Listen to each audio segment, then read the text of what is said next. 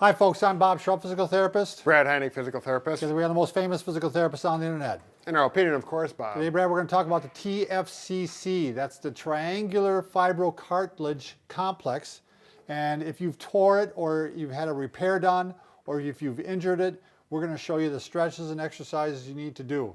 It happens to be a wrist injury. It is a wrist injury. It's the wrist injury that you get that's more on the non-thumb side. It's on the pinky side. Okay. Is where you feel it. Sure. But before we go any further, do you mind if I say this right now? Sure. If you are new to our channel, please take a second to subscribe to us. We provide videos on how to stay healthy, fit, pain-free, and we upload every day. Also, go over to Facebook and like us because right now we only have one friend, and we're trying to increase our numbers. So, all right, let's start talking about this, Brad. What is it first? Let's bring up Napoleon here. I actually have it on this one, Brad. Oh, you took it. Okay. Okay, so he's sitting here with the hand out. The thumb is actually right here. This is his thumb. So like this. So right here at the end of the ulna, this long bone right here, there's actually a little bit of cartilage there, like you'd find in your knee. Sure. And so we're talking about right in this area. Yep, and that serves and helps, provide a little bit of joint right there. Okay. For when using the wrist. But in addition to that, oh, I'm sorry, Lion, I didn't even ask if you got all this. You got all this? Yeah. In addition to this, there's ligaments that are covering this all up. Yep. Ligaments hold bone to bone. And there's even a little capsule, Brad, a covering all the way around the whole thing. And that holds some synovial fluid for... Yeah, just like a knee. Right, Yeah. so you got some lubrication, so your wrist works in all these directions. So if you fall, one way to do this, one thing, it can deteriorate. If you're older, it can deteriorate just like any other thing. It can deteriorate from arthritis. Sure. But a common injury is to fall on your hand like this. Your hand is stretched out like this, your arm is straight, and you fall right on your hand. And that's a good way to injure this. It's a good way to break the bone too sometimes, but if you didn't break it, you might have injured the ligaments. So I have a patient right now that has this. He's a younger man, and he plays football. Okay. And he hurt it doing exactly that. He fell right on. Fell, extended, everything. So one thing, I'm going to show you how you can test for it. I'll show you on Brad. Okay. So, that's the ulna styloid right there. There's kind of a gap right in there. A lot of times, one thing, if you push right in there, there's point tenderness. Right in here. And there was on him. But you can also hold the hand like this. I'm taking this one and I'm kind of squeezing it. I'm pushing it down like this. You can see the compression there. Yeah, I'm pushing the bones together, and now I'm rotating. So that would be hurt. That would hurt. Produce some pain. And it did on him. Okay. So the other thing I found is a lot of times, like if you measure your hand, how far it goes this way and this way, his went further this way on this hand, the injured hand, than it did on the other hand, because I think his ligament is tore. Okay. Yep. Do you know what I mean? A little more lax. Yeah, a little more lax, which is not a good thing. Sure. So, typically what they might do is they may put it in a cast or they may put it in a brace. You may try a brace like this.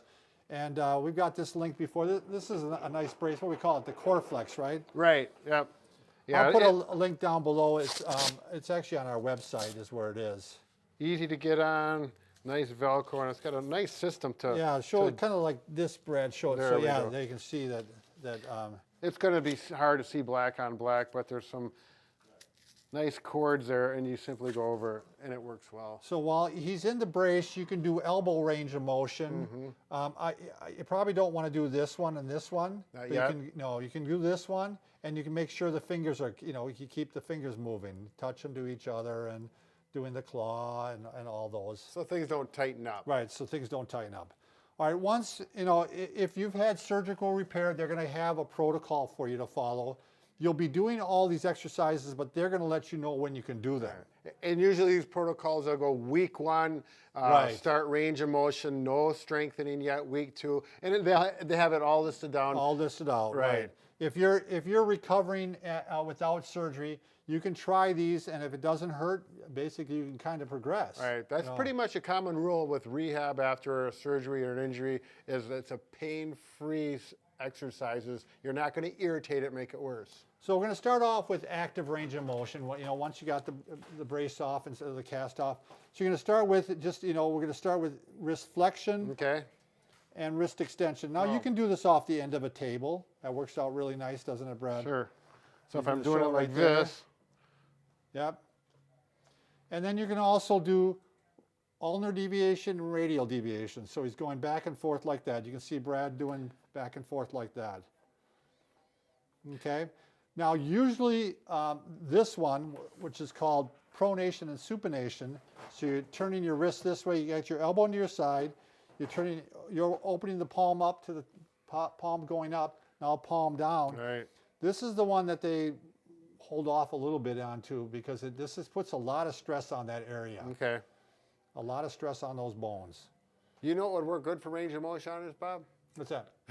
I'm not being real serious here, but you know when you take the flashlight and you make the shadow on the wall and you can make... Oh yeah, little Yeah, you can make the dog and the symbols and bark. all that, Yeah, it'd yeah. be good range of motion. Yeah, I would. I never even thought of that. Always have fun with your rehab. All right, the thing that you might use along with this, and we're just going to bring this out because the reason I am using this with my patient right now, I sent one of these home with him. Okay. And this is the Thermatex infrared. And the reason I liked it with him is the Thermatex, as opposed to regular heat, which hardly ever even penetrates, it only goes a millimeter or Just two. past the skin, Yeah. you know. This goes 60 millimeters, 6 centimeters, or actually 2.36 inches. So if you put this on, and they have a wrist unit. I'll put a link down below for that too. They have one that you can use just for your hand. Especially if you have arthritis or something, Right. and you're constantly having trouble. So this is going to penetrate all the way through the joint and help, get more blood flow to it, help it heal quicker. Sure. And then of course you can do motion with the hand motion with it on, and then when you take it off, you can do the rest of the wrist Sure. range of motion. If you don't have the wrist unit, but you have the platinum unit, which we really like, Brad and I, because you can use it for pain anywhere in the body. Right. You can make it into a muff, basically. It's got 2 straps, and you take the smaller strap, and you can just slide your hands in there. You can actually do both at the same time if you want. Yeah. But it's wintertime here right now. It's 4 Actually, degrees. feel my hands. I'm My hands not right going now. to feel your My hands. hands are always cold. Yeah, so it makes you feel good that way. So it's a win-win situation. But yeah. So again, I'm having him do this, and then I have him do the range of motion exercise. The other thing you might try, again, because the ligaments were damaged, they may have been stretched, and they're starting to heal, and they're starting to lay down scar tissue. That scar tissue can hurt. I mean, if it's just scarred down. So we actually do have people rub like this, and this is what I'm having him do. Cross friction massage. Cross fiber, yeah, cross fiber. friction massage. Yep. I'm going to go this way and this way. Uh-oh, somebody answered the phone. Killing me. Yeah. So I'm having him do this now, Brad. I'm having him try some rubbing. Right. Now the key that you're looking for on this, though, is it should start to feel better after around 30 seconds or so. It's just start to numb up. Right. On him, it didn't. It kept hurting. So we're backing off on that a little bit right now, and then we're going to have him do it later again. Okay, so you're rubbing on that. It might hurt at first, but if Yeah. after 30 seconds it starts to feel good or feels like a numbish feeling, that's the green light to keep going for a few more minutes. That's a great sign then. And if not, if it keeps hurting, then it's the red light. You stop and wait a few days. Yeah. So now we're going to go to, let's say everything's going well, you're not having any pain, you got some pretty good motion. We're now going to do some strengthening. Okay. Brad. So you can just take one of you can order one of the stretch bands, which we recommend is actually the Sanct band. Sanct, S-A-N-C-T. S-A-N-C-T, yeah, got Yeah. it. And they have a lot of different levels of strength. We like these because I think they hold up the best of the bands. Sure, that they're we've strong. seen. They're strong and they're well made. And the peach is the smallest one, or the least resistance. Sure. And that's what I got right here.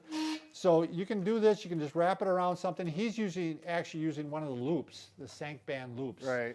This one is a band. You can buy them. I don't know, like at 4 foot lengths. I think. I think they're 5. 5 but, foot? Yeah. So you're going to go ahead and you can just put your hand like this. You got me, Lonnie? I suppose you can't get both of us. So I'm just going back like this. You can see how it's giving resistance here, or I can go up a little more like this, and it's giving me resistance as I extend the wrist. So you can do 10 of those. Again, it's not a lot, but you can, as you get stronger, you can double up the band, or you can start going with a higher level band, like a darker band. So Be careful not Whoops. to, we don't want to do this. I got to keep it like this. Wanna- Yeah. stabilize the wrist. I like to grab the wrist with the other Yeah. hand, and that reminds me. We're going into flexion here. One thing you do need to make sure about the band is that you don't get across the sharp edge. Right. Because it doesn't matter who makes it. If you get a sharp edge, Right. it'll tear. So I went extension, flexion. Now I'm going to go radial deviation.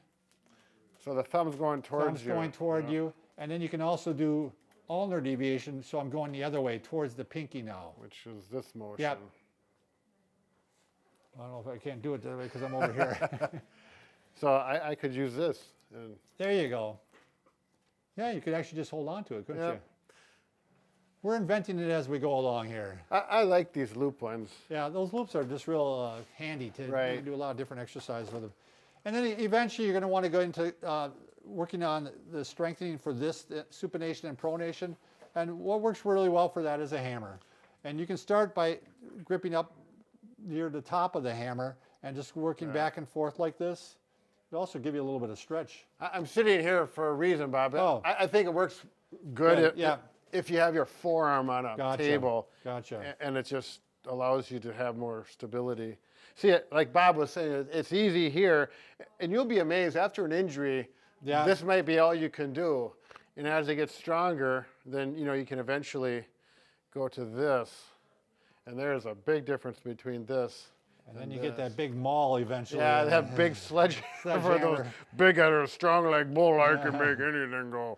So, And then eventually, and usually repetitions of 10 to 15. yep, right. And then eventually you want to do some grip strengthening too. You can just use a ball. You can squeeze a towel if you want to. Sure. But this one, These Nerf hard one, that's not as good because it's basically an isometric. It's nice Right. to have something you can squeeze into. yeah, and you can get these at any big box store and just Yeah. carry it around and squeeze and Sure. get the strength back up again. So there you go. Give it a shot. And remember, Brad and I can fix just about anything. This matches your shirt. Yeah, it does. They probably can't even see it, but anything but that broken heart. heart. Yeah. But we're working on it day and night.